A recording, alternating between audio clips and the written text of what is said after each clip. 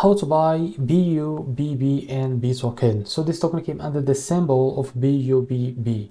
Now before we start, this is not financial advice. I'm not professional or economic expert. So before investing in any project that you find on my channel, please do your own research. Now before going on by this token, make sure to check the X account and keep following the updates about this token.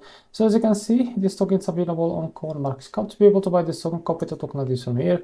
As you can see, this token like this is under the BNB Smart Chain network. Now to be able to buy this token, open your Bitget wallet. For that, go to your wallet and select the BNB chain as a network. Click on this plus icon and paste the token like this. Here, as you can see, this is our token. Now click on this plus icon to add it to your wallet.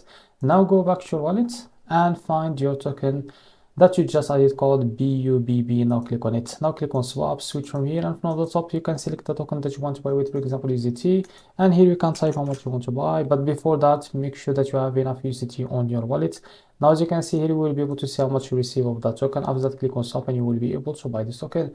So this is how to buy bubb token. If you found this very helpful, please like and subscribe. See you next video.